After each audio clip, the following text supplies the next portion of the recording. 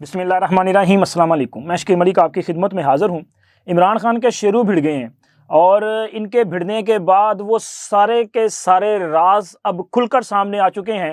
جو ہم آپ کو بتاتے تھے۔ ہم کہتے تھے کہ یہ پروجیکٹ عمران ہے، یہ ایجنٹ کا کام کر رہا ہے، یہ جماعت جو ہے وہ پاکستان کے خلاف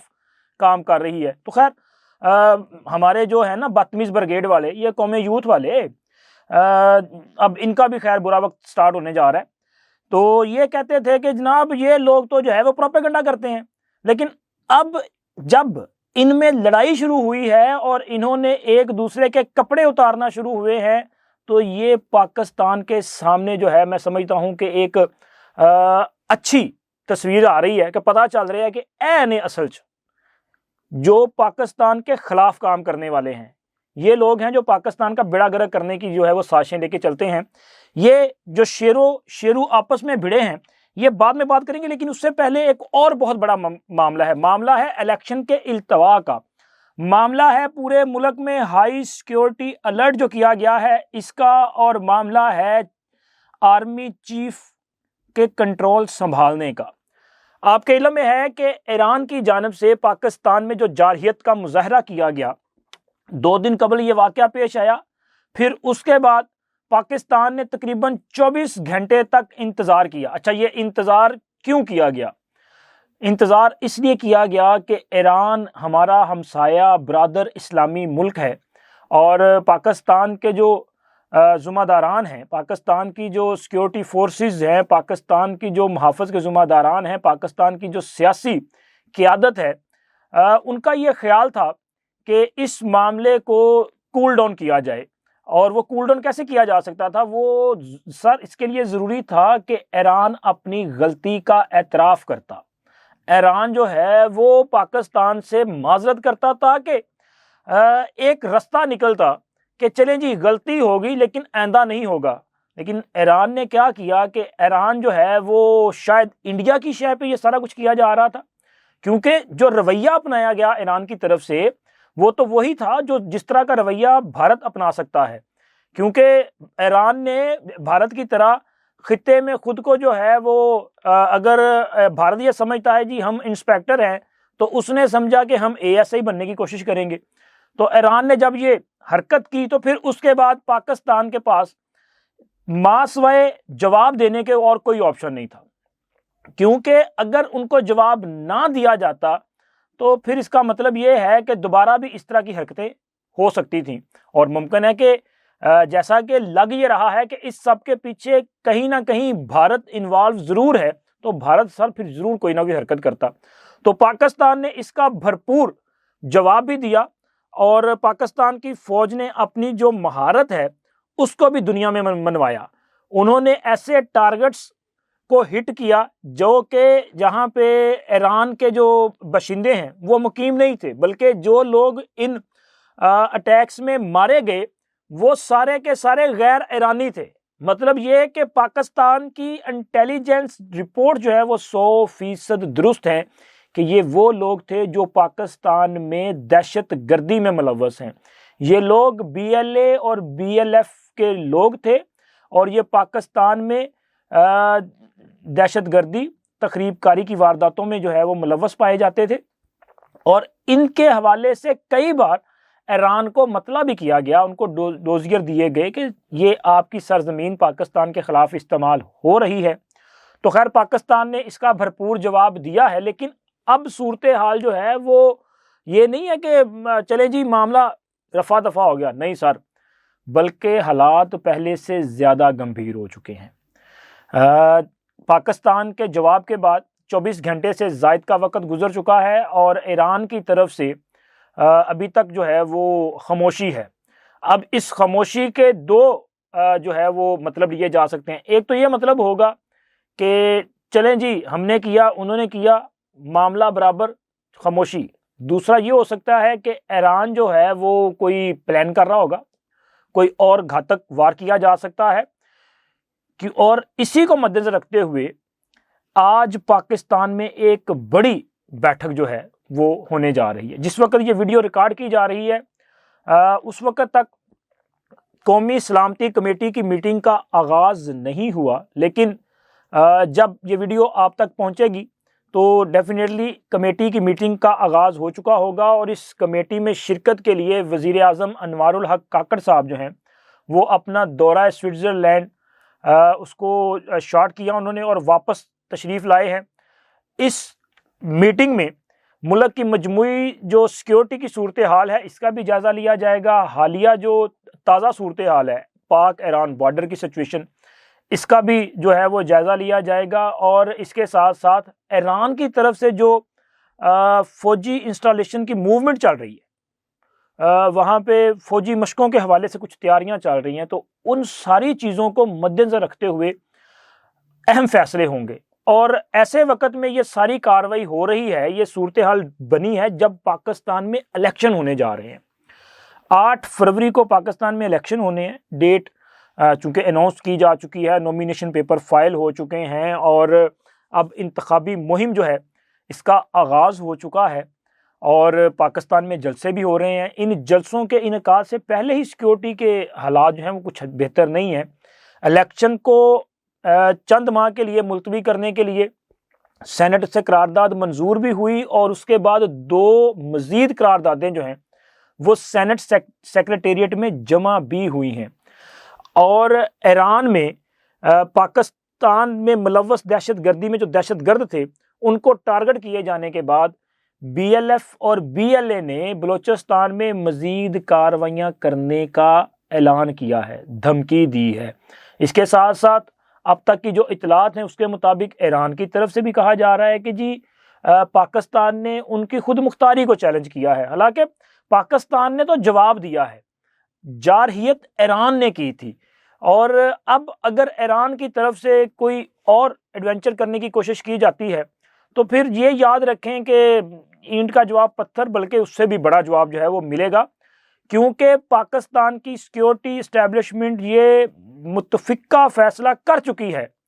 کہ پاکستان کی خود مختاری پر کسی صورت پہ کوئی کمپرومائز نہیں کیا جائے گا۔ اور آج کی یہ جو بیٹھک ہے یہ بیٹھک اس فیصلے پر ایک مہر تصدیق ثبت کرے گی، اور میرا خیال ہے کہ یہ ایک رسمی قسم کی کارروائی ہے، حقیقت یہی ہے، کیونکہ جب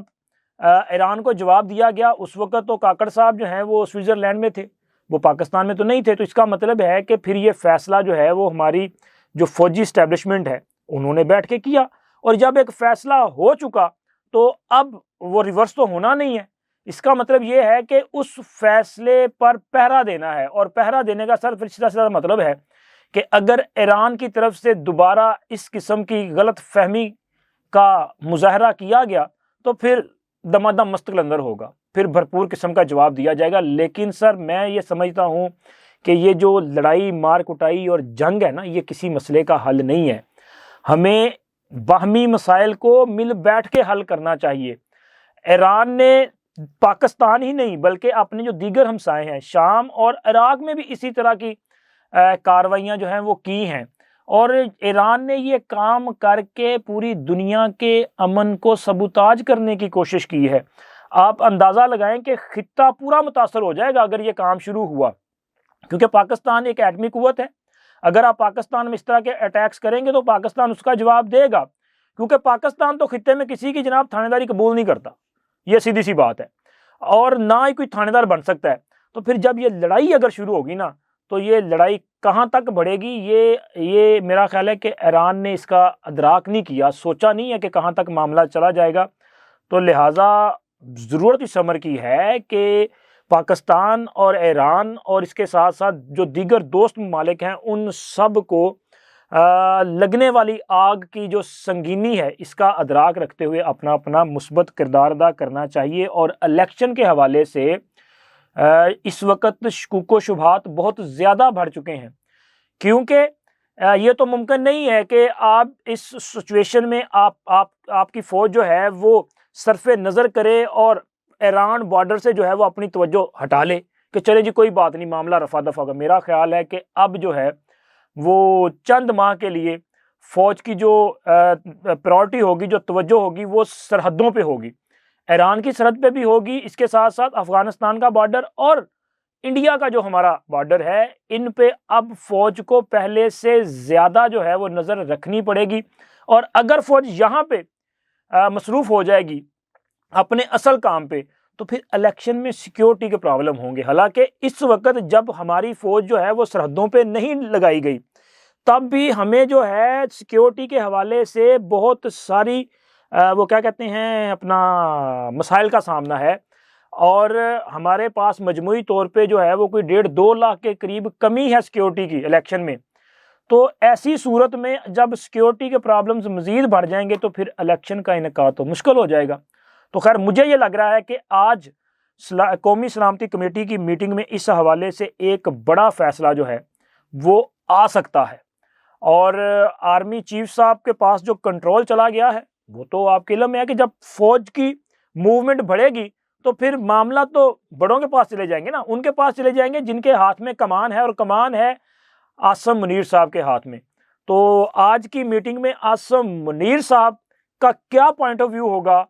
وہ اپنا وزن کس طرف ڈالتے ہیں، 8 فروری کو الیکشن ہونے ہیں یا کہ پھر آگے جانے ہیں، تو یہ ایک بنیادی چیز ہوگی کہ وہ کیا کہتے ہیں، چونکہ اس کے مطابق آگے معاملات بڑھیں گے۔ اور اب جناب میں آپ کو بتاتا ہوں عمران کے شیرو جو آپس میں بھڑے ہیں۔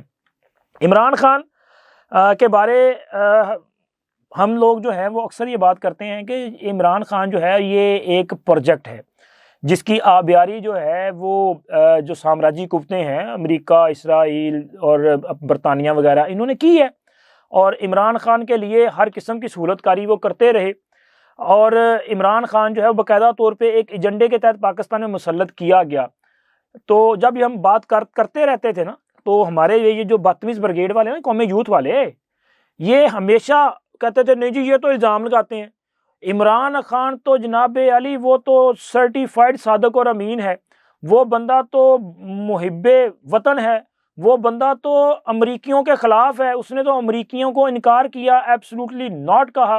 تو یہ اس پہ الزام لگاتے ہیں۔ چلیں جی ہم الزام لگاتے تھے، لیکن اب یہ جو ہو رہا ہے یہ کیا ہے؟ فیاض الحسن چوہان صاحب آج تو پی ٹی آئی میں نہیں ہے، لیکن یہ عمران خان کے شیرو ہیں، پتہ نا آپ کو یہ عمران خان کے مخالفین کو کس طرح سے جلغار کرتے تھے ان پہ، اور اسی طرح شہباز گل جٹ دا پتر۔ اب شہباز گل اور فیاض الحسن چوہان کے مابین ایک الفاظی جنگ شروع ہو چکی ہے۔ شہباز گل نے فیاض الحسن چوہان پر تنقید کی، اور اس سے پہلے بھی کئی بار کی، لیکن اب جناب فیاض الحسن چوہان نے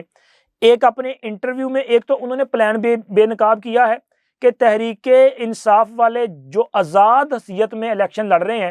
یہ سارے کے سارے ان کو انورٹڈ کاما میں آپ ان کو یقین دہانی کروا رہے ہیں کہ جی اسی جتے تے تواڈے، عمران خان نہیں۔ اور دوسری طرف عمران خان لوگوں سے قرآن پاک پہ حلف لے رہا ہے، پتہ نا آپ کو عمران خان نے باقاعدہ طور پہ پارٹی کے جتنے بھی وہ امیدواران ہیں ان کو کہا ہے کہ جناب آپ قرآن پاک پہ حلف دیں، ویڈیو جاری کریں کہ اگر آپ جیتے ہیں تو آپ تحریک انصاف میں شامل ہوں گے، چونکہ آزاد تو آزاد ہے نا۔ تو وہ کہتے ہیں کہ جی یہ جو جیتیں گے ان میں سے بہت سارے لوگ جو ہیں وہ آئی پی پی میں چلے جائیں گے، کوئی نون میں چلا جائے گا، کہیں اور چلا، یعنی کہ ان کے پاس جانا ہے، پھر انہوں نے جہاں جہاں کوٹے کے حساب سے لوگوں کو بانٹنا ہے وہاں پہ جانا ہے۔ یہ تو وہ انکشاف کریں، لیکن اس کے ساتھ ساتھ وہ کہتے ہیں کہ شہباز گل جو ہے یہ غیر ملکی ایجنٹ ہے، اور اس نے بطور مشیر وزیر اعلیٰ ہاؤس اور وزیر اعظم ہاؤس میں بڑی سنگین وارداتیں ڈالی ہیں، اور اس کے چند ایک دو واقعات انہوں نے اپنے ایک وی لاگ میں جو ہے وہ ان کا انکشاف کیا ہے۔ انہوں نے کہا کہ جی ایک مرتبہ کور کمانڈر اور وزیر اعلیٰ عثمان بزدار کی میٹنگ تھی، اب یہ 1 to 1 ملاقات تھی اور اس میں کسی تیسرے فریق نے نہیں بیٹھنا تھا، لیکن شہباز گل صاحب اچانک ڈائری اٹھا کے آ گئے اور کمرے میں بیٹھ گئے۔ جب یہ بیٹھ گئے تو جو بات ہو رہی تھی وہیں پہ رک گئی اور خاموشی چھا گئی، اور ایک دوسری طرف دیکھا گیا اور یہ تاثر دینے کی کوشش کی گئی کہ جی شہباز گل صاحب ذرا سمجھداری سے کام لیں گے، ان کو پتہ چل جائے گا کہ بھی بندے چپ ہو گئے تو میں اٹھ کے چلا جاؤں۔ لیکن شہباز گل چونکہ ایجنڈے پہ تھے، وہ ڈیوٹی پہ تھے، شہباز گل ڈھیٹوں کی طرح وہاں بیٹھے رہے،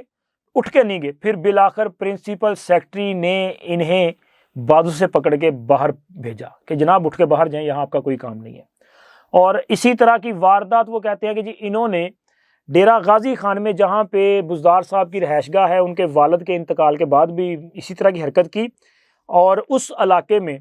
ان کے یہ انہوں نے بتایا کہ اہم جو اپنا تنصیبات ہیں وہ وہاں پہ موجود ہیں، تو یہ وہاں پہ کافی دن تک بیٹھے رہے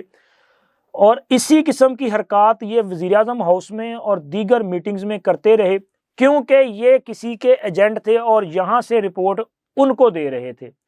ان کا اب آپ اندازہ لگائیں کہ شہباز گل عمران خان کے بڑے قریبی لوگوں میں شامل ہیں، اور ان کا یہ بھی کہنا ہے کہ عمران خان کے دوست انیل مسرت، آپ کے علم میں ہوگا، وہ امریکہ بھارتیوں کے ساتھ ان کی بڑی دوستی ہے، وہ بھارت کے ایجنٹ کا کردار ادا کر رہے ہیں، اور یہ انیل مسرت کے ساتھ بڑے لنک ہیں ان کا، شہباز گل کا۔ تو سر وہ میں نہیں کہہ رہا، یہ کہہ رہا ہے فیاض الحسن چوہان۔ ان کے بقول شہباز گل ایجنٹ ہے، انیل مسرت ایجنٹ ہے، تو پھر ان ایجنٹوں کا یار کون ہوا؟ عمران خان کون ہے؟ تو سر اس کا مطلب پھر یہی ہے نا کہ جو باتیں ہم کرتے تھے وہ 100% درست ہے۔ عمران خان پروجیکٹ عمران خان ہے، اور یہ باقاعدہ طور پہ مسلط کیا گیا تھا، اور اس کے دور میں آپ اندازہ لگائیں کہ سی پیک جیسا منصوبہ جسے ہم گیم چینجر کہتے ہیں وہ روک دیا گیا، اور کئی ایسے منصوبے تھے جو روک دیے گئے، پاکستان کی معیشت کا بیڑا غرق کر دیا گیا، اور پاکستان کے عوام کو جو ہے وہ بھوک اور بے سہارا چھوڑ دیا گیا۔ عمران خان نے جو پاکستان کے ساتھ ظلم کیا ہے، ہم بار بار اس کی نشاندہی کر رہے ہیں، اور یہ اس لیے کرتے ہیں کہ جو لوگ بہکاوے میں آئے ہیں ان کو سمجھ آ جائے اور وہ اس سے اپنی جان چھڑوا لے۔ اب تک اتنا ہی، ملتے ہیں اگلی ویڈیو میں، اللہ حافظ۔